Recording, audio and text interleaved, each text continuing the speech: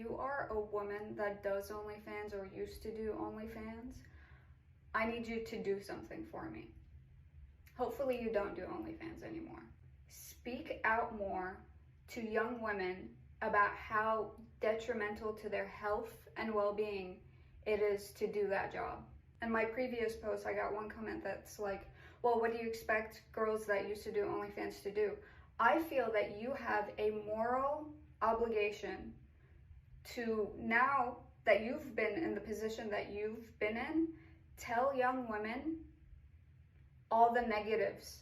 Because all young women have been seeing, like teenage girls, all they've been seeing is, oh my God, I started an OnlyFans and then I make $1 million. What they don't tell you is that, I'm gonna go off. There's so many things that I have witnessed from girls that do OnlyFans that go on podcasts and say these things. One thing, I think it was Belle Delphine or someone else, but this is a common thing with any girl that blows up on TikTok, does OnlyFans, is well known. You can't go outside. You can't go outside alone. Like, let alone being a woman and going outside and a man looks at you for more than 2 seconds. As a woman, you're paranoid. But as a girl that does OnlyFans or used to, it's 10 times worse.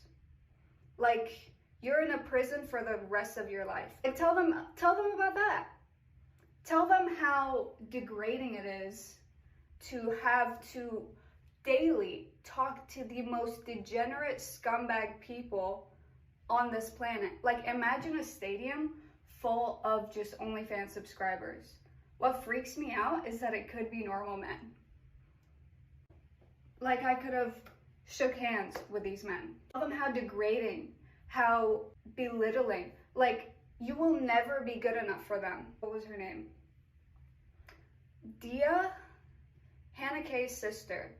She used to have, I think, a primarily female audience, and then she's always done like kind of sexy poses and everything, but she had, from my point of view, a lot of women that wanted to be like her because she has an amazing body and a really unique looking face.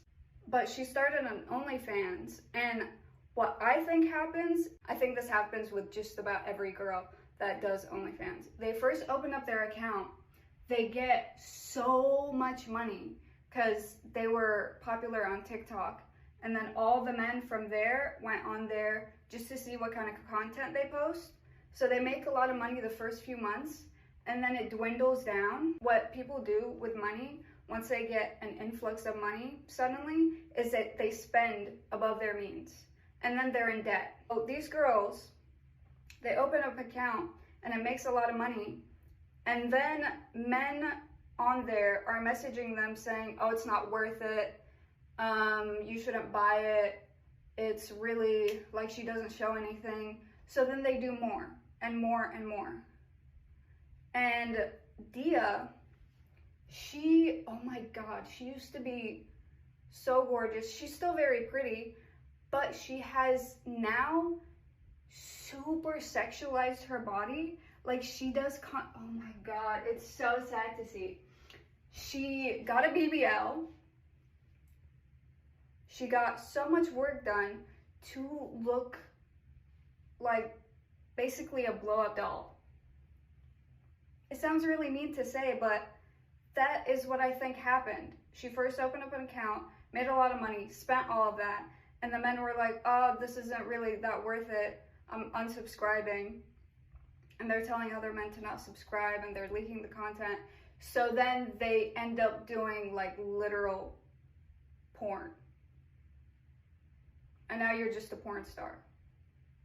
First you started posting sexy content, then lewds, then sexual content. There's a difference between like sexy content and sexual content and grotesque content. She also started hanging out with, I think a girl named Emma. I can't even like look at her TikTok account. It freaks me out. I don't know why. It like, something about it just freaks me out. Her and Mia Waifu, It's like when you you go on like a free movie website and you're trying to watch a movie for free, and then a pop-up ad shows up and it's like really sexual and grotesque. Their content on TikTok is like that to me. It's so grotesque and creepy, which is, I think, why people like I was gonna say Nora Smith, which is why I think people like Nora more, because she doesn't really do that on TikTok. But apparently she does do that on OnlyFans and Twitter. I feel like hopefully you have some sense of responsibility, morals, whatever it may be, to better society rather than be selfish and contribute to the degradation of society and our generation. I think that's just a good person thing to do. If you have had an OnlyFans and you don't anymore, I'm so glad and I'm so grateful. And I hope you contribute positive influence onto young girls. That's really all I hope from you. And I'm grateful you are no longer being degraded, because women are often already degraded just for being women. So why would you contribute further to it? Like, anyway, thank you for watching.